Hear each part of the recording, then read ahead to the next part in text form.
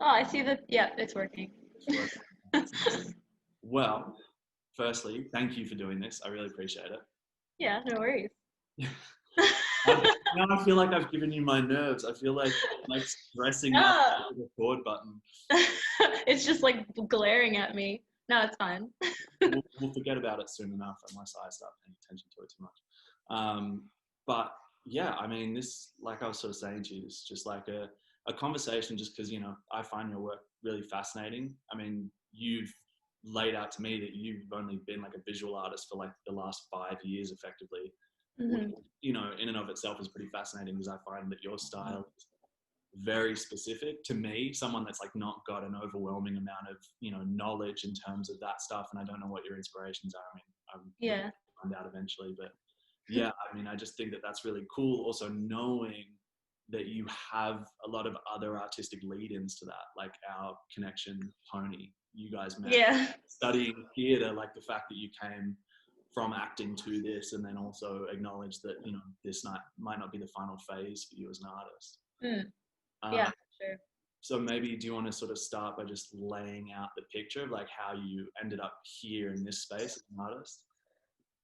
Yeah. So yeah, like I told you in the message I sent you, I studied theater in college, and then like pretty much my whole life I've had this idea that I knew I wanted to do something creative. I knew that I wanted to do something involved in the arts, but I've literally never had any idea like what that was going to be. So when I started college, I was like, oh, maybe I'll be like a music manager or something. Like I think I was always so afraid of being the person in the spotlight. So I was like, I'll just be the person that's just like a bit close to the spotlight, and then I'm getting like some of the benefits without any of the risk. Mm-hmm. Mm-hmm. And it's like, but that's pussy shit. Like we're not here for that. So I and I think that I tried to tell myself that I was that kind of person for a really long time, knowing that I wasn't that person, and that I really wanted to be the the vessel. Like I wanted to be the person sharing things. So it took like it was a bumpy road getting there. Like in college, I was like, not music management. Don't think that's for me. And so then I took a theater class, um, and it changed my whole life. And I was like, holy shit! Like, why didn't I was so angry at myself? I get angry at myself when I do things for the first time, and then realize that I should have like I wish I should have done it sooner. No, Like, that's so healthy. I hear that that's really healthy to get mad at yourself for shit. really? Yeah, yeah, yeah. No, I'm being very sarcastic. That's Oh. great. No. I I, was like, what? What books are you reading? Yeah, no, that's really unhealthy. Yeah, you're right. So that's what I did though, and yeah, but you know, you get over it. And so yeah, I took all these classes, and I was like, fuck, this is some really cool shit, and it like connected with me in a way that I really wasn't expecting. And like, I guess the gift that it gave me the most was just like allowing me to tap into like a really emotional, soulful side of myself that I guess I'd shut off. That was like, it was always there, but I think theater just let me like step into it a bit more, and gave me the confidence that I needed to um, be the vessel, like speak from the heart and like make art essentially.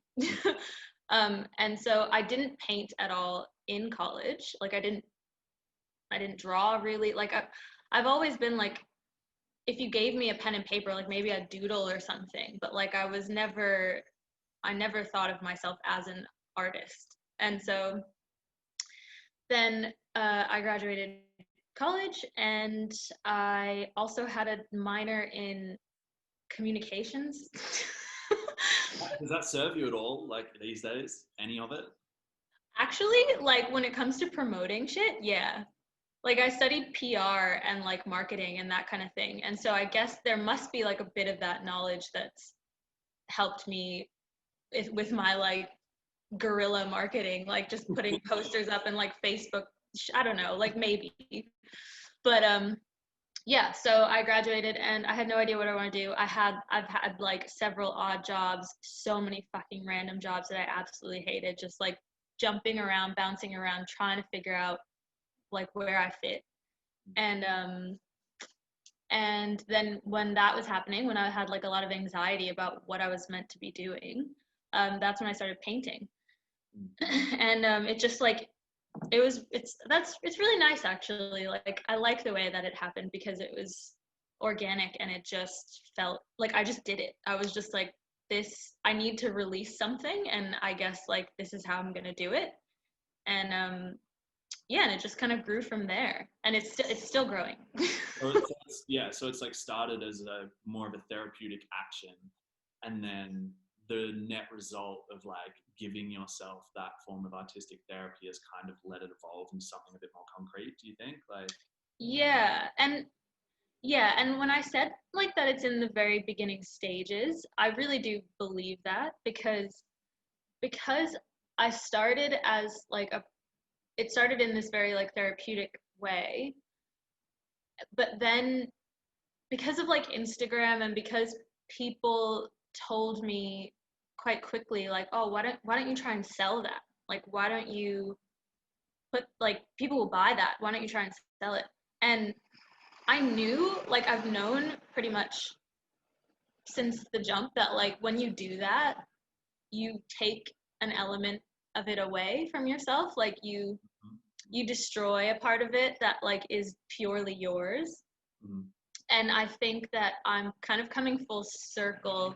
I've had a few like cycles of feeling like, oh, maybe I need to just like stop showing my shit to anyone, stop putting it on Instagram, like just let it be for me again only, and see what happens. And so I've been going through like cycles of that, and I feel like I'm at the end of one at the moment right now, where I've been like, nah, I'm gonna step away for a little bit. I don't really like the style that I'm doing. I'm kind of over it. Like I'm ready to kind of just burn it and start again. I mean, that's an interesting way to put it, like burning it. So you're talking about like you genuinely are making a conscious choice to completely overhaul your image. Is that what you're doing?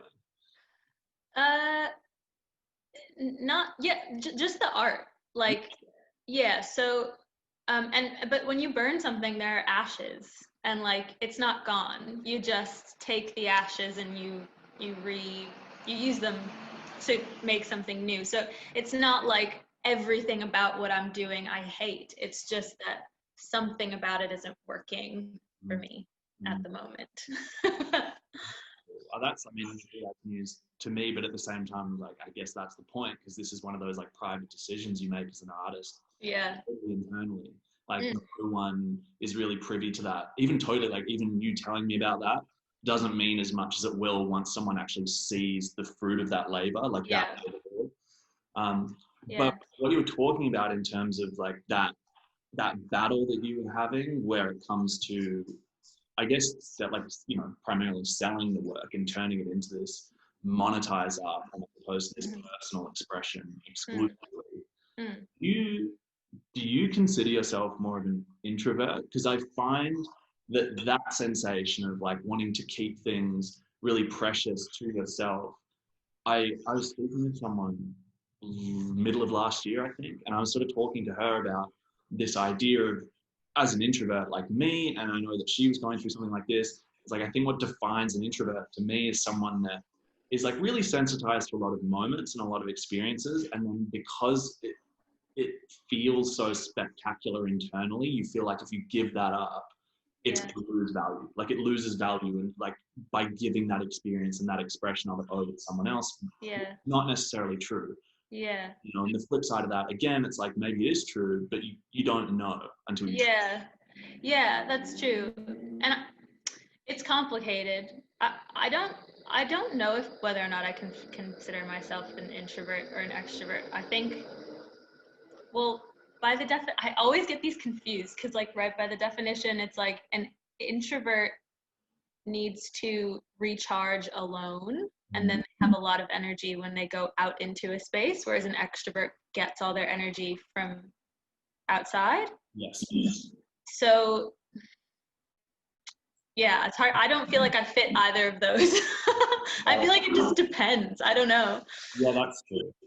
But yeah, like, I guess I do feel a little bit of like an attachment to the process of making something. And in that sense, like, when you share it, that any sort of intimate, like, closeness that you have with the piece that's just between you and the piece is now kind of gone, because now it's an exhibition. Now it's for everyone, and everyone puts everything into it. But I don't dislike that. I guess I just feel like I need moments, and like extended moments, when I can just not share it, so that I'm not worried about what other people are thinking. Because I worry about that. Right. So I was going to ask, like, you did your exhibition, was it last year? Yeah. How was that for you then? I was drunk by like hour 2. I told myself, I was like, Zoe, don't touch the champagne. Like, just leave it alone. Just wait until like everyone has talked to you. Like, and the thing is, I had no idea how it was gonna go. Like, you have to understand, like, I literally, this is 8 months into being into Australia. I'd been in a new country for 8 months, and I somehow, with like all of my fucking bar money, like, scrapped together this exhibition, and I was like, no one's gonna come. I was like, no one knows me, like, literally no one's gonna come. So I was preparing for the worst, and I was like, if no one comes, then I'll get drunk, and then I'll just be like, it's fine, it's just me and my art, we're chilling. But it was the opposite. Like, heaps of people showed up, and then I got really overwhelmed, and I just drank to like calm my nerves, essentially. But yeah, that experience was amazing though. Like, and that's the thing, like, that's where kind of like theater and performance and like the exhibition side of me, like, I'm addicted to that. Like, I just really love sharing what I've done when I know that it's like ace. When I know that I've like put heaps of work into it, and that there's like substance there, and that people are gonna look at it and take something away from it, then I'm like, fuck yeah, like, let's do this all the time. It's interesting because I know, like, when I did readings of my play, like the first draft of it, this was back in like late April, I did that to about 20 people. Had to do 2 readings because there were so many different time zones I was having to cater to. It was a similar sort of thing where, like, going into it, I was so fucking scared. I was like, this is really personal, particularly the reading when my parents were there. I was I hadn't told them a lot of details about it either, and it's like, it's a pretty like sensitive thing that, like, I'm going into. And you get to the end of it, and it's something that you've really committed to, and you see the responses that people are having to it. And like, again, like, I'd curated the audience, like, they were all very close to me, so I didn't expect anyone to be like, that was a waste of 40 minutes. Why did you call me up for this? Didn't expect that. But like, at the same time, it's that perfect balance of, you've worked really hard on something that means a lot to you, and then even just the concept of people witnessing it, I think, it's like, in that sort of basic essence of it, it can be really rewarding. Yeah, massively. And like, especially, I mean, there's lots of comparisons you can draw, like, especially as a writer, because painting is like so solitary, like, I guess probably just as solitary as writing, and it like drives you a bit mad, probably the same way that writing does. But it's like, does it even exist, and doesn't even matter if no one sees it? Like, that's like more of a philosophical question that you could ask yourself. And yeah, I guess, like, it's not, people, of course people can like write and paint for themselves, like, that has so much value. But I think if you have that like pull to share, then I think you have to like lean into that, and just share. I think there's a reason why people want to share things. maybe not everyone should, but like that's that thing, right? Like how do you cultivate enough of a critic within yourself that's like not unhealthy to the point of like you never release anything because you never think anything is worthy of anyone's attention. Yeah. But also like knowing when the work is actually good enough to show other people, or like good enough to be asking for money from other people, for instance. Yes. Like, Yeah. I was listening to like Greta Gerwig was talking about the idea of the varying degrees of feedback that you get as an artist in different like mediums. So absolutely, like when I think of visual artists, I'm like, that is probably like the loneliest art form, and not in like the sad sense of like, oh, it must feel so depressing. Yeah. You know, like there is no one else that is a part of that experience. Like it is totally you. It's coming from like totally inside your own body. Yeah. So like, how do you cultivate that understanding of like what about my work is good here? Yeah. Look, I just feel I'm working on it. Like I'm working on it. I think I have trouble differentiating between like whether or not it's good to absolutely love your work, like to finish a piece and be like, holy shit, like that's the best thing I've ever seen in my life. I don't think I've ever felt that way about anything I've made. And when people say that about stuff they made, I'm like either there's something so deeply like wrong with you, or you are magic. Like you've cracked the code. You know how to just like enjoy the shit that you do without getting bogged down by like the predator in your brain that's always telling you that you're not good enough. That's so like that's so experience when I was writing the play, right? I got to the end of it and I remember I like kept looking over it and I'd be like weirdly, because I usually hate everything that I do, I would find a reason for it to not be good. Like I can't put myself back, I can't read old things that I've read. Like the most painful thing to me. But I remember reading it and being like, I actually like this. Like I think that there's something in it. And immediately, like as soon as I had that thought, I'm like, no, there's something like why do I feel that way about this? And I think that is like the essence of the difficulty it is to evaluate your own work, because how can you possibly trust what you think about it? Like it literally couldn't mean any less when it comes to art, right? Like if something's super personal to you and the feeling behind it is strong and true, then personally it's a great success. But the form and the execution could be totally off. Oh, it's just so hard to evaluate. So it's like the age-old, it's like people, if you like your work, right, everyone says like, well, that's all that matters, that you like your work. But it's only the only thing that matters if you really believe that. Do you know what I mean? Because like if you want nothing else from it, because if you want to make money from your art, for example, you can't be the only one that likes it. Like, you know, so it's just a fucking shit show. But I do think that like it's all just a mix of everything. It's like a balancing act, and you just have to make sure that you're not like, I think you just have to always make sure that you're not giving yourself in too deeply to the opinions of others, and make sure that you're still always holding true to something that's truthful. Like your art should always represent something that's truthful, but maybe your intentions will change. Do you know what I mean?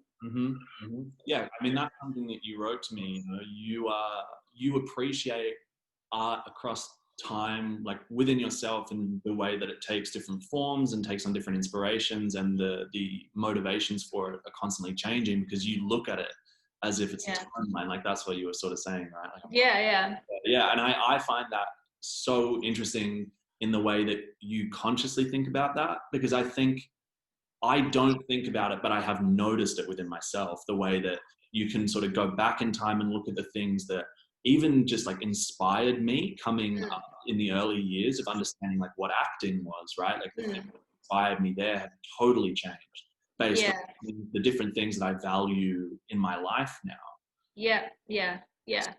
Do you like, was there one key inspiration that pushed you into, I guess, visual art, or we can extend it like all the way back to just like wanting to be an artist? Was there one that's maybe even like stuck with you through till now? I can answer that question for visual art. Like, I think Basquiat is like one of my biggest inspirations, which I think is pretty obvious. Um, and but the more that I like learned about him, the more I was like, I feel like this person is like my kindred spirit or something. Like he's like also Puerto Rican, like just a really emotional kind of like misfit kind of character, and I feel like he was very outwardly that, and that's what makes him so admirable. But like the things that he valued, I just feel like are so in line with the things that I value. So he was a massive inspiration to me, and he just showed me that like art doesn't have to be like this perfect oil painting that looks exactly like what's in front of you. In fact, that's like not even that interesting. I mean, it's amazing, but like interesting, I don't know. If you're just recreating an exact image, if you what about if you just took something like a crayon or whatever and you just let go and just see what happens, like just put it out on paper. And like I love that imagery. I always say this, but I love the imagery of like it your art just being like a brain wave. It's like a brain transfer. So it's literally just like everything's just like flowing out of you onto a page. And in that sense, I think that's why it feels like a map to me of a life. And I also am like kind of obsessed with leaving something behind that is a map of me. For whoever cares to look at it. Yeah, whoever's like keen to look me up one day, I'd love for them to. Yeah. Well, because I remember like distinctly back in 2016 when I was in New York for the first time. So I was there for like about 2 months. I had this moment. So I was doing the summer course at the studio that I was training at, and a guy in my class was a photographer, and so he was like, you know, I guess a portrait photographer, but it was like candids. They were all candids. Like whenever we had a party, like he was always there with his camera. Yeah, cool. Actively like involved in the party, but the shots that he got were like crazy. Yeah, you always want a friend like that. Right? Oh, like the event, you had like about 6 Instagram posts lined up afterwards. But I remember I asked him because he was talking about, we're up on a roof in the middle of the night, and you can see the Manhattan skyline, and he was sort of talking about how like he had a friend who would like love to see this and he would capture it perfectly.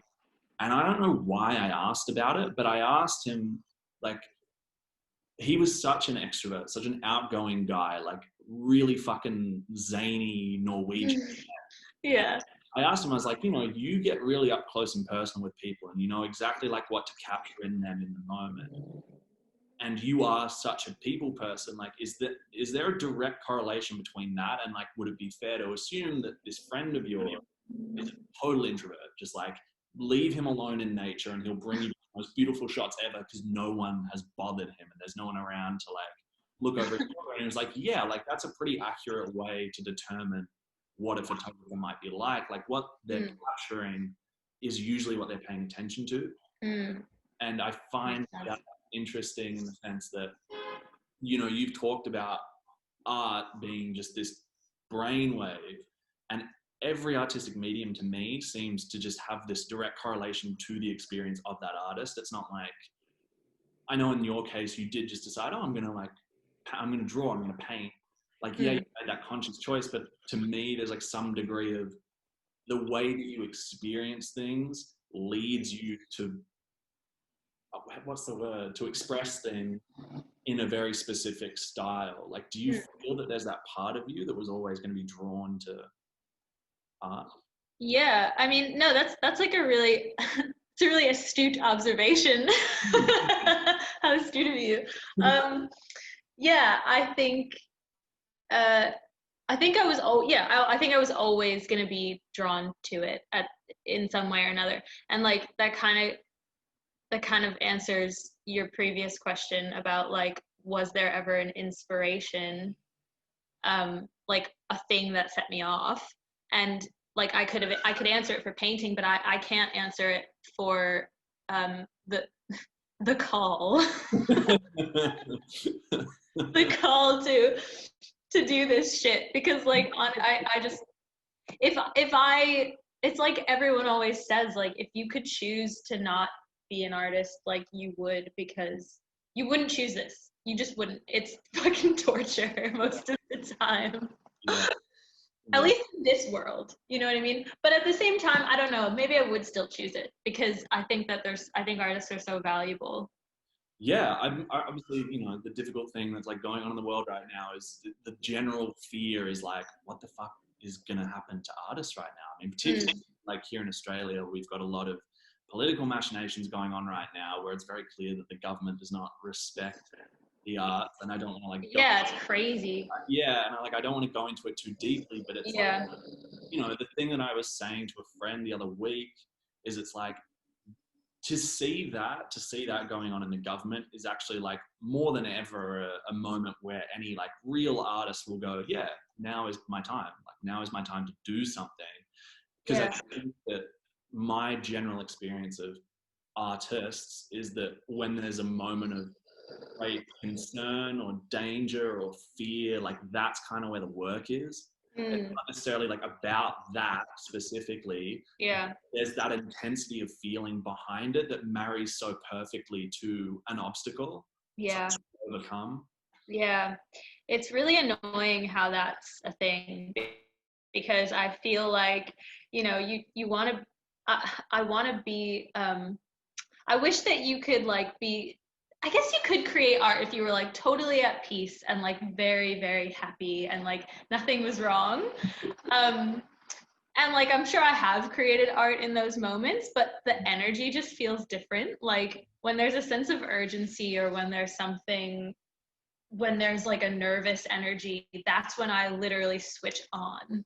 It's like, that's when all my ideas come, like, and that's when I like can't stop thinking, like I get obsessive and I can't stop thinking about stuff. And like, I was actually writing about that in my journal today. I was like, my energy right now is kind of like buzzing and anxious, and like almost like I can't catch my breath sometimes, but it feels creatively productive, but like mentally a bit like unstable. Yeah, that's the thing, right? Like I feel like from the outside, it can be hugely masochistic. It can seem hugely masochistic to be an artist, even though I'm like you. It's not great if you're constantly sitting in that space of high stress.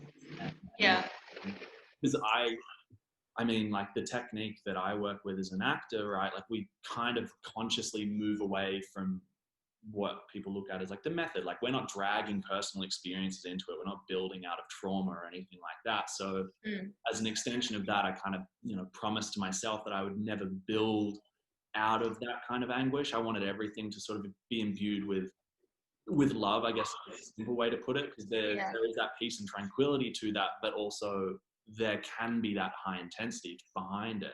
It gives you a lot of possibility to make stuff from a place that's not so unstable, but still heightened, I guess is the word. Because, you know, everything that an artist makes is not of life. Like there is something about it that is elevated or separated from life itself.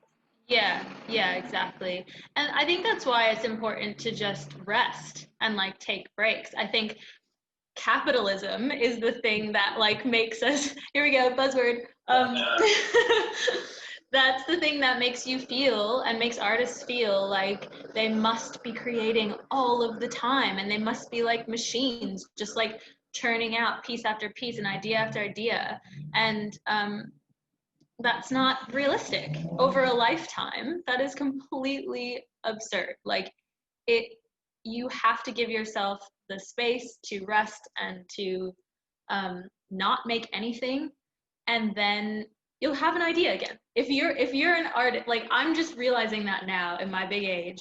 I'm like, I've gone through probably like 7 or 10 cycles of this like nonsense of me being really productive and then falling, and then thinking that when I'm falling that I'm doing something horribly wrong, or that I'm like not being productive enough or something. But I'm finally starting to realize that like, no, it's just a dip. Like I'll come back up again.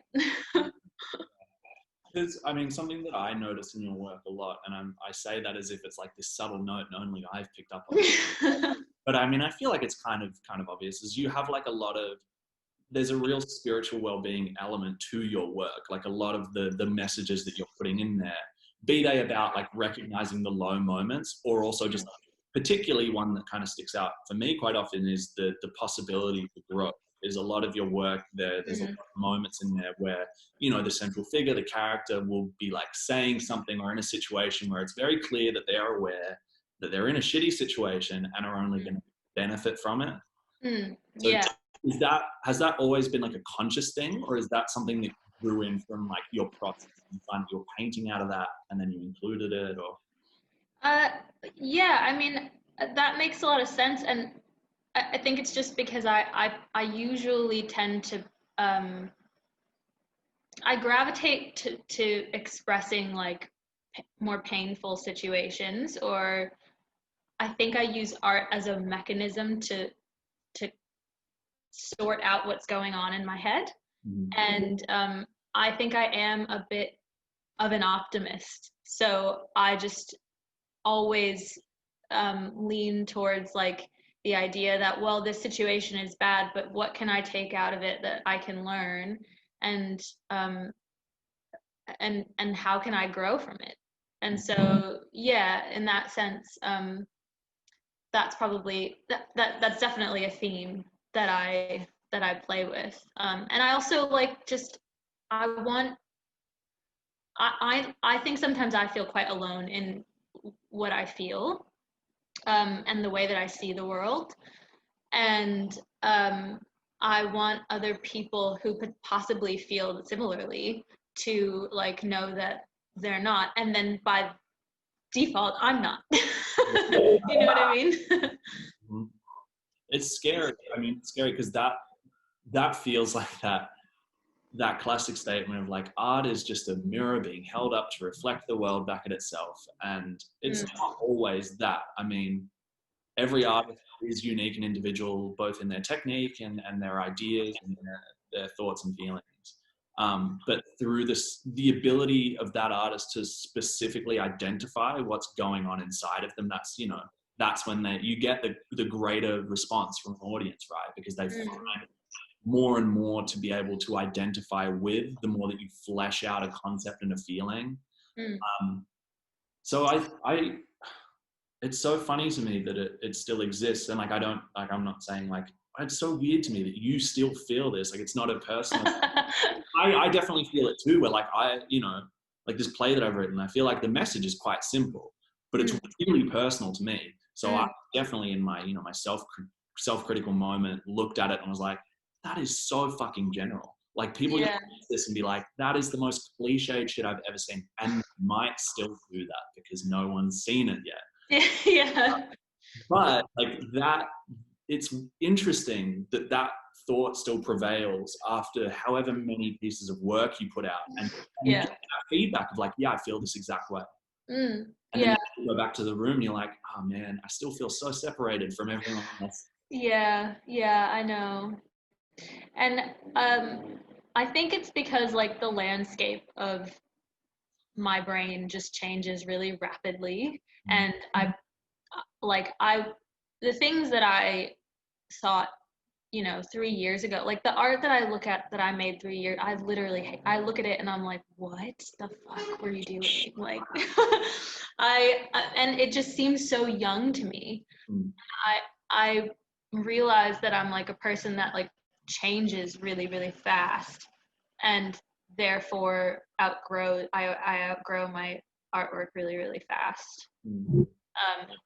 And maybe that's why I feel like kind of alone, but I know I'm not. And I also understand that like there is such a massive collective consciousness. Like the things that we feel they're human, so therefore someone else will relate. Right. What's the Greek? There's a Greek philosopher with a quote about that. I'm so annoyed because it's so. I always remember. Anyway, I'm not going to bother trying to like scramble for it. Yeah. But that kind of leads me to something that I did want to ask you about. Being in Emporia, obviously, like as difficult a time as it has been the last 6 months. Talk about the collective conscious. Like, what have you noticed within yourself has been going on? Like, even, I mean, particularly in your artistic process, but have you like felt weird things going on in the last 6 months? Yes. Like extremely weird. Oh my God. I've it's been a slow burn, and it's also been like a roller coaster at the same time, I guess. I think I started by and I'm still in this phase of gratitude, but it went up and down. But I started with like a full on like state of gratitude. I was like, thank fuck that I'm healthy. And also I worked in hospo for the last 2 years and haven't had a proper break at all. And when this happened, I was like, yes, give it to me. Let me sit at home on the couch for yes, I wanted it so bad. And I was so happy about it. I got to spend time with my partner, who I like didn't get to see for 2 years really, because our schedules were opposite.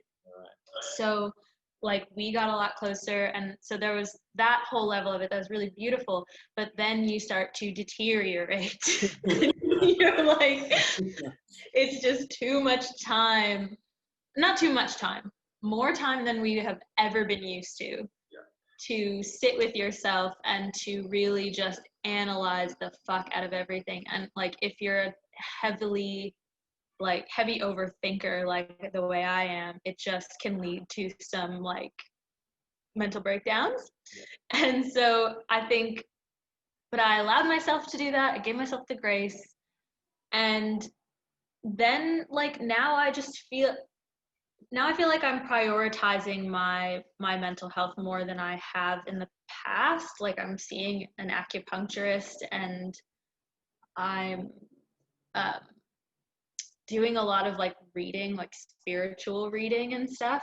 And I guess this time has allowed me to do that. Like it's given me the space to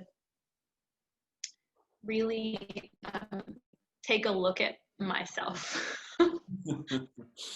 Yeah, because I mean, like nothing else to look at. Like there's nothing else. Yeah, exactly. God, I don't know if that is a question. No, absolutely. I mean, because I'm always curious about hearing what other experiences have been like, having been locked down for so long. Like I find my experience different in the sense that like while I have been, you know, in isolation and lockdown for the same period of time, I mean, like I moved countries a few months into it.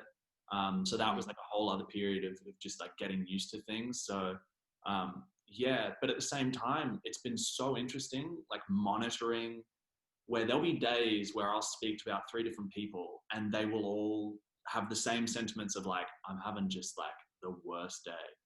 And I don't know what it is. Like, I don't know why it happens that way, but there's just been something in the, you know, the collective unconscious that has just been triggered at the same periods of time, it seems.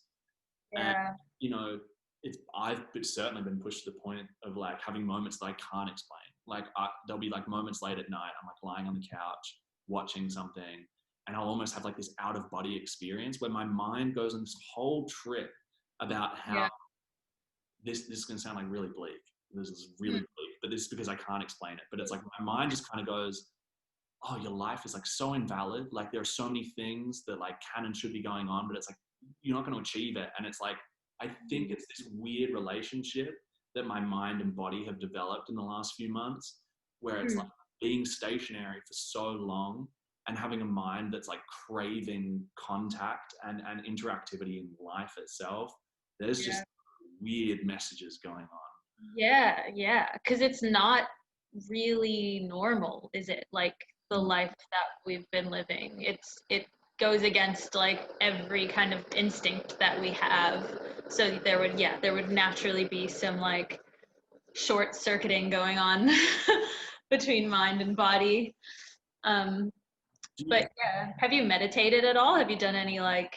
I've done it a little bit. I mean, I struggle with structure. Like I really like the idea of it, and I know, like, I consciously understand the value in it, but I struggle to implement it. Yeah. Unless it's just kind of like laid out for me to participate in. Yeah, Um, I feel you. I'm yeah, exactly the same. I've only tried, and I understand, like, the 3 times that I've tried, every time I've been like, wow, I can't wait to do this like every day. And then I wake up the next day and I'm like, yeah, no, it's probably just not going to happen. I don't think I've got time. Like, I just don't think I can squeeze it in. I don't Uh, have time. but I don't know. Like, have you found have you been painting much, particularly in the last like 2 months? I think would be interesting. Have you done much or just can't? Yeah. Not really, no. Yeah. I had a couple over the last, like, how many months have we been in lockdown? Like six? It's probably 6. I mean, if you don't include when Victoria came out of it for like, Yeah. you know. So I've had a few commissions from friends, which was really nice. Like some people who just knew that I was out of work and they were like, we'll give you something to do. And that was really nice. So I painted those, but yeah, most of the major paintings that I've made have been not for me. They've been commissions I haven't, it's really, this is something I've learned about myself. I need to be alone. Like, I just need alone time. It is so important to me. And I know that it's important to people, artists, like, of all kinds. But I just thought that maybe, like, I could just paint, like, with people around, or, like, even just with, my partner around. And I can't do it. I need time alone to, like, really recharge and stuff. So, and like just to have ideas. I literally can't have ideas if there's like another presence in the room. It's really weird. So I haven't painted much at all. But I want to get a studio, and I want to do I want to start painting heaps. Like I've got some stuff that's like running in my brain. But can't do it here. Can't do it in the apartment. Well, I mean, like, this is the thing, right? I'm kind of glad. So I'm like in the process of moving right now. And I'm so glad that I've been in a temporary space during lockdown, because I can just feel like a lot of the stale energy just sort of like sitting in the space. Yeah. Again, like, that probably feeds that inability of mine to stick to a structure, because I'm just like, I can feel like all of the thoughts that have been like trying to escape and like attached to something a bit more concrete than my own like deep down neuroses. Like, they're all trapped in here with me. Like, that's like as close as it gets to me being like, there are ghosts in the building. Like, that is as close as I get. It's just like me and my negative thoughts just chilling. Yeah. And to leave them in here. Yeah, that's yes, it's exactly that. That is way more concise than what I just said. Like, it's just an energy thing. It's literally, that's it. It's like, you can feel, if you're in tune to that stuff, then it impedes your ability to make stuff. But where did you write your play then? Did you write it in England? So I wrote it in London. So I was really glad, because again, like, me writing it was a product of me not being able to stick to structure, because I was, I'm lucky enough that my teacher from New York, Bruce McCarty, who's been, just the biggest mentor for me, has effectively just like taught me everything I know, instilled all of my internal principles. He's always been a huge advocate for me and my work. And so when I told him, like, like, I have this idea and I've been sitting with it for like literally over half a year now, he was like, yeah, you should just write it. I was like, yeah, but I just want to, like, run it by you and sort of just like spitball it with you. He's like, no, you should sit down and write it. And I was like, yeah, I guess I should. Like, I guess I should do that. And it was good timing, because, it was early in lockdown, and I was having that same sort of feeling that you had where, since I'd landed in London and then found my job, I'd only had like 4 or 5 days off. And that was, to go and see my family in Canada for Christmas. So like, I barely even got like a real holiday if you consider the fact that it was Christmas. And so when it came to be like locked in my house, I was like, this is great. Like, this is just the perfect timing. And so to sit down and write it, it happened so quickly. I've been sitting with it for so long, and I've been putting it off for so long, that once you lift the sluice gate, everything just sort of flows out. That's so good. Yeah, it was great, but I couldn't do that again. I mean, I've tried to start writing, since then, but it just Dude, flat every time. I admire writers so much. I think I admire them the most out of like them and musicians. But writing, it's still writing, because it's just like, it's just so hard. It's just so hard. Oh, I mean, I'm not like, I don't even consider myself a writer. Like, I wrote something, but I'm not a writer, and that was enough. So I'm like, if I had technique, it actually would be harder, because I'd have something to hold myself accountable to. I don't know about that. I feel like by definition, you wrote something, therefore you're a writer. Hey, artists and artistry, it's all subjective, man. I reject your thesis, but it's your opinion. We'll see when we all watch the show. We'll be able to tell you if you're a writer or not. Please don't. I don't think myself. Another thing I wanted to ask you too, like in relation to lockdown, like obviously your family's still over are they in Jersey, or are they in? They're in Jersey? They're all over. My dad's in California. Oh, okay. Yeah, family all over. Okay, so how has that been for you? Because obviously it's been really difficult over there. Yeah, it's been weird. Like, I haven't seen my family in 2 years. Well, I saw my mom when she came here for Christmas, and my stepdad, but they're the only family I've seen. So I've got a very strange like relationship with that. Not them, just the idea that like I haven't seen them. So they're starting to like become like figments of my imagination. But they're doing well. Like, everyone's really safe, and I'm really lucky for that. So I just try and focus on that stuff. That's really the most I can do, and then just talk to them as often as possible. But yeah, it's really strange. I also feel like my idea of America has completely changed from when I came here, and everyone knows that, like, even Americans like who've never left America, there's like some shit that's wrong with your country, but then you leave and you're like, okay, sorry. Yeah, this country is definitely a weird perch to sort of look at the US from. Very weird. Yeah. Yes. There's been a huge de-escalation period for me where, like, I lived over there for 2 years, and I come back and I still have the feeling of like, oh, I don't want to be back there. It's because I know what it like brings alive in me, and I'm sure you probably feel the same way about being here. Like, being here has probably brought something special alive in you, but that you have everyone around you just kind of being like, what are you talking about? Like, my family be like, yeah, you shouldn't think about moving back there anytime. Oh, yeah. Yeah, well, because I'm just like, I get it. I do. Yeah, but that's because some people in this country are haters.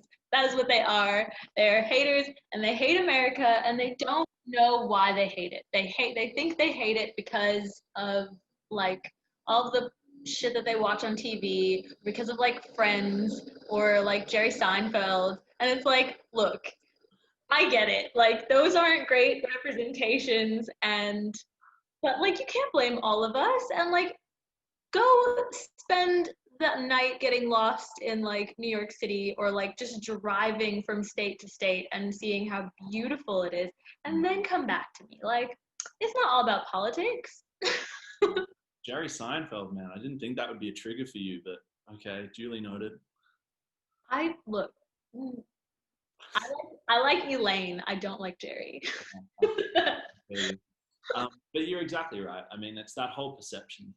But honestly, like, this could be a huge bow to draw, but that in a nutshell kind of feels like what we've sort of talked about with artistry, and the way that you perceive it inside of yourself and then eventually express it is like, you kind of have to experience something before you can adequately articulate how you feel about it.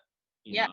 It's that symbiosis of it where me saying I want to live in New York, for instance, it has to be experienced before people can understand that. And it to an extent is like artistry, where someone might write something or paint something, that is about something that's foreign to you, and they might be like, I don't like that. It's like, how can you know? Yeah. That was a huge bow to draw. I finished that point and I'm like, yeah, it was just a whole stretch. No, it makes sense. Yeah, it makes sense in the most vague way. Love it. But yeah, I don't know. Do you see yourself like, because what other like artistic inspirations do you draw from? Like you say you've been reading a lot. Like what other mediums do you think are really? Oh yeah. Well, I haven't let theater go. She hasn't died. It's hanging on. She's hanging on by a fucking thread, but she's hanging on.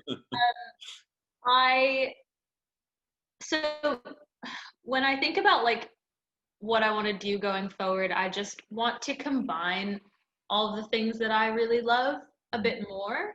Um, because I think that like I have a really strong like love for painting, and it allows me to express myself, but it falls short sometimes because I feel like it's not as dynamic as I want it to be. Like it's not capturing people the way I want it to, because really you can just look at a painting and it's nice and it's pretty, and like some people are really moved by paintings, but that's like where the interaction kind of stops. So like with my show last year, I made it kind of an interactive show where people could interact with the space, and that's kind of just like where this kind of idea started. So for my next exhibition, I want it to be kind of a combination between exhibition and performance, and like also interaction. Like I'm obsessed with breaking the fourth wall. I don't care if it's corny, like that's my jam. And so I like just even when I was studying theater, like my thesis project was like a straight up like interactive performance where like the audience has to participate like somehow, whether even if it's not like not everyone getting up, but like you're going to be made uncomfortable, and that's that. Had you seen Sleep No More like a week before? Yeah. No, not a week before. Not a week before. I actually saw Sleep No More after I graduated. Oh, okay. So they plagiarized you in your mind. They plagiarized me. Yeah. But yeah, I think it's the best. Like I feel like there are plenty of regular ass exhibitions, which are fine. Like it's so sometimes you just need the That was a great save. That was a really good save. They're cool. Don't get me wrong. They work. They do work because sometimes artists' work is just so good that it speaks for itself.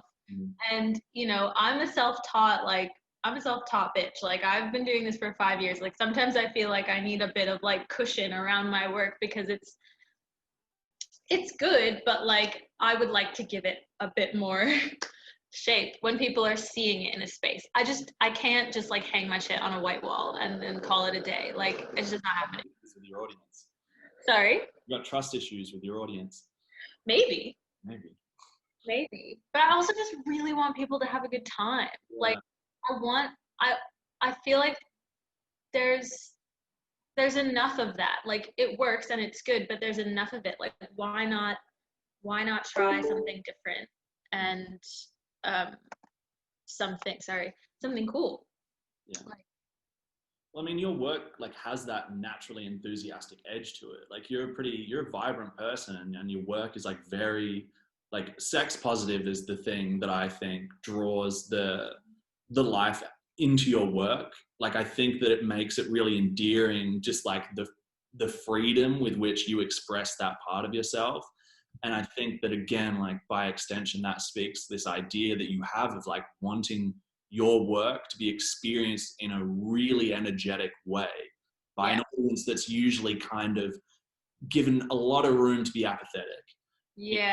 Walking through an art gallery for a lot of people can just be like getting the steps in. Like it's just exercise. Yo, for real. And that's a good point, because I feel like I forget that to the average person, right. my artwork is like out there. You know what I mean? Like I always forget that because I just don't feel that way about what I make. Mhm. So maybe that's why I kind of feel the urge to like add a little extra like shit on top. Mhm. But yeah, I just really want people to feel I want people to feel confronted. As confronted as humanly possible with like what they feel and what they think. I'm scared as fuck for your next exhibition. I'm really scared. Yeah.